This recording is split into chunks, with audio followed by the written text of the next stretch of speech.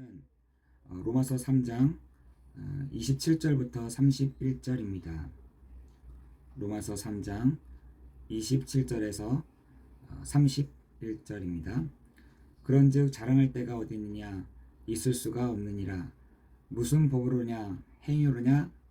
아니라 오직 믿음의 법으로니라. 그러므로 사람이 의롭다 하심을 얻은 것은 율법의 행위에 있지 않고 믿음으로 되는 줄 우리가 인정하노라. 하나님은 다만 유대인의 하나님이시냐? 또한 이방인의 하나님이시냐? 진실로 이방인의 하나님도 되시느니라. 할례자도 믿음으로 말미암아 또한 무할례자도 믿음으로 말미암아 의롭다 하실 하나님은 한 분이시니라. 그런즉 우리가 믿음으로 말미암아 율법을 파기하느냐? 그럴 수 없느니라.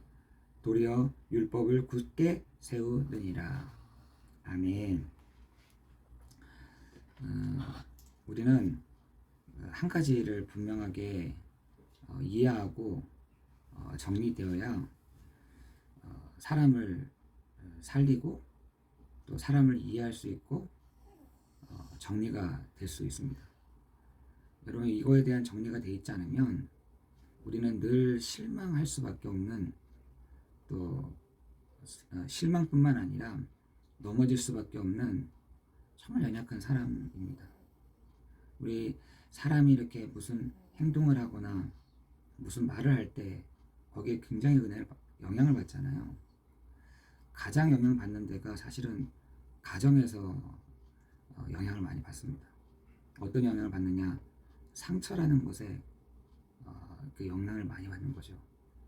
왜냐하면 같이 있었고 함께 있고 하기 때문에 이 사람에 대한 이해가 반드시 있어야 사람에게 실망하지 않습니다. 그 첫 번째가 뭐냐면, 사람을 어떻게 이해되냐면 이렇게, 여러분 로마서 3장 4절에 보면은 사람은 늘 거짓되라고 되어 있습니다. 사람은 거짓됩니다. 진실한 게 없습니다. 사람들은 내가 이렇고 내가 어떻게 배웠고 내 수준이 어떻고, 아닙니다. 가장 그 속에 있는 것은 거짓된 걸로 가득합니다. 그래서 사람들이 두렵거나 무섭거나 할 때는 피하거나 거짓말하거나 두 가지를 하는 거죠. 여러분, 그 마음 속에, 가장 그 중심 속에 이 사람이 싫다, 저 사람이 싫다, 이게 아닌 것이죠. 두려운 마음들이 항상 있습니다. 그 두려움뿐만 아니라 로마서 3장 9절에 보니까 하나님이 이미 선언하였다. 왜 거짓말을 하느냐 봤더니, 의인은 죄 아래에 있다고 우리가 이미 선언하였다라고 성경은 얘기하고 있고요. 의인은 없나니 하나도 없다고 얘기하고 있고, 깨닫는 자도 없고 하나님을 찾는 자도 없고 다 치우쳐 있으며 무익하고 선을 행하는 자가 하나도 없다라고 이미 선언하였습니다. 하나님이 이미 선언한 그 부분들이 이렇게 되어 있습니다. 중요한 것은 그 앞에 하나님을 두려워하는 마음도 없다라고 되어 있어요. 하나님 그래. 하나님이 나한테 해준 게 뭐 있어? 하나님을 두려워하는 마음도 없고 하나님을 찾는 자도 없고 다 치우쳐 있다는 거죠. 여러분, 그것이 사람이라는 거예요. 근데 어떻게 얘기하느냐? 나는 참 괜찮아. 나는 할만해.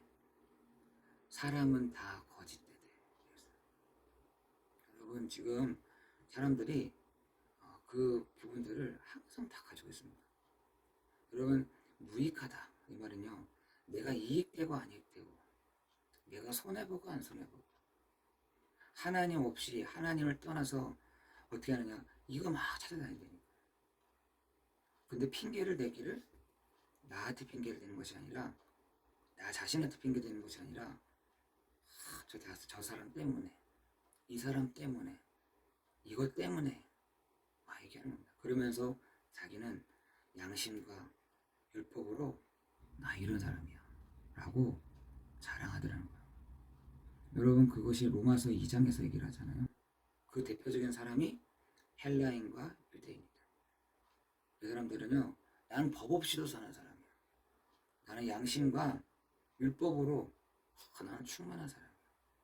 나는 실수하지 않는 사람이야. 여러분 지금 이런 사람들이 너무나 많습니다.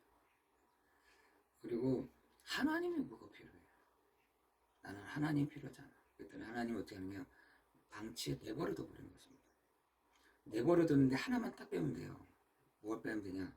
평안을 딱 빼면 됩니다. 안식을 딱 뺏어 가면 됩니다. 그때부터 방치해 두는 거죠. 여러분 사람은요, 편안할 수는 있어도 평안은 없습니다. 여러분 돈이 있으면 편안하잖아요. 전 세계에서 돈이 많은 사람들이 가장 좋은 데가 한국이라고 하더라고요. 돈이 많으면 편안할 수는 있어도 평안하지 않습니다. 편안한 침대에 누워 있어도 평안이 없으면요, 불편한 것입니다. 내 생각이 엄청나게 복잡하면은 복잡하잖아요. 그러면 그게 지옥인 거죠. 여러분 지금 많은 사람들이 안식과 평안, 하나님의 그걸 다 뺏어가 버립니다. 뺏어갔더니 여러분 로마서 1장 27절부터 사회적인 문제가 막 일어나더라고요. 평안이 없으니까, 안식이 없으니까 안식을 찾아야 되는데 안식 찾았다 했는데 그게 편안합니다. 내가 안식을 찾았는데 그것이 이상한 종교라. 여러분 평안은 그렇게 오는 게 아닙니다. 여러분 그것이요 어디 나와 있느냐, 그래서 지금 사람들이 그것을 운명이다, 내 팔짱가 보다, 내가 똑바로 못 살아서 그런가 보다 라고 사람들이 생각하고 그런 사람들을 옳다 하느니라 라고 얘기했습니다. 여러분 그러나 성경에서는 그렇게 얘기하고 있지 않습니다. 전도서 3장 1절에서 14절에 보니까 많은 사람들이 나를 왜 이렇게 만들어줬습니까? 나도 행복하고 싶다니까요. 나 좀 가만히 두세요. 나를 좀 가만히 두시고 나를 왜 좀 괴롭히지 마세요 라고 하더라는 거예요. 왜 나를 왜 눈물 흘리게 하십니까? 나를 왜 눈물을 닦아주시고 왜 닦아주십니까? 왜 나를 찢으십니까? 나를 왜 이렇게 다시 붙여주실 거 왜 그렇게 하십니까? 내 시간과 때마다 하나님 나한테 왜 이렇게 하세요? 라고 솔로몬이 물어보는 거예요. 그때 솔로몬의 마지막 결론은 뭐였냐? 네 하나님 믿고 있니? 라고 하더라. 너 나 믿어? 너 나 믿고 있니? 나 알고 있어? 라고 솔로몬에게 도리어 질문하더라고요. 그때 솔로몬이 아차 싶었던 거죠. 여러분 전도서 12장 1절 3절 보세요. 곧 공고한 날이 이르기 전. 여러분 사람은요 이거 가지고는 절대로 살아갈 수가 없어요. 곧 공고한 날이 이르기 전, 아무 낙이 없다고 할 해가 가깝기 전 너의 창조주를 기억해라. 여러분 결혼을 잘하고 정말 좋은 사람을 만나고 정말 돈을 많이 벌고 부자가 되고 이게 여러분의 목표이신가요? 여러분 그게 목표인가요? 그 목표인 사람이 있었다니까요. 그게 여러분 요한복음이죠. 그런 목표를 향해서 막 달려갔는데 한계가 딱 온 겁니다. 나는 이렇게 하면 되겠지, 나는 저렇게 하면 되겠지, 난 저렇게 살면 되겠지 라고 딱 생각하는 사람이 요한복음 1장에 한계가 딱 와버렸어요. 그 한계가 뭐냐? 어둠이요 깨닫지 못하게 하는, 그 더 이상을 깨닫지 못하게 하는, 사람들이 이때까지 해왔던 방식들이 다 맞다고 생각했는데 어둠이 깨닫지 못하게 한다니. 그 사람이 가정을 꾸몄는데 요한복음 2장에 보면 가정이 다 부족해. 이것도 부족하고 저것도 부족하고 이것도 안 되고 저것도 안 되고.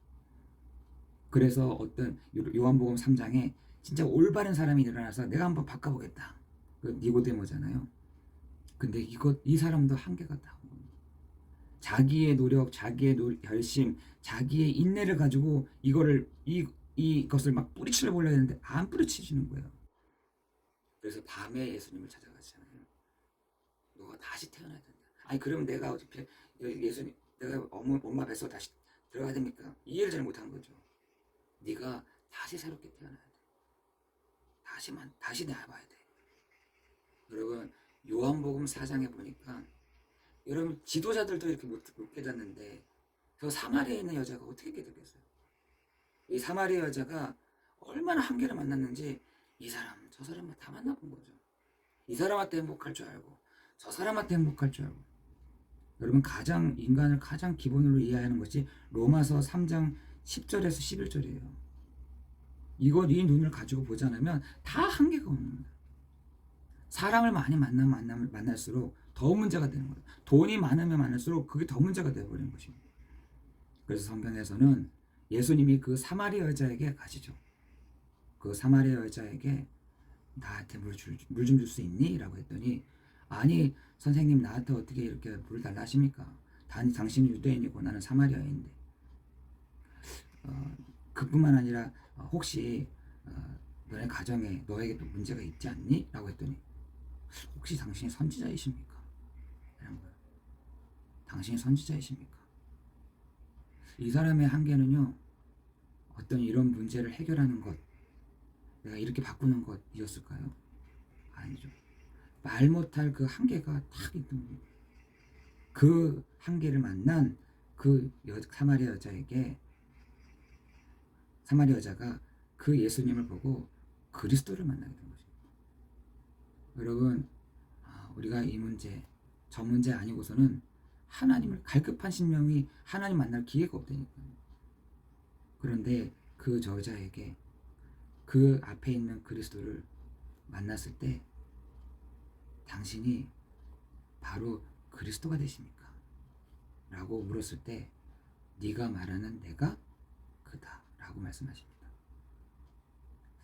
여러분 우리에게 오늘 하나님은 물어보고 계십니다. 요청하고 계십니다.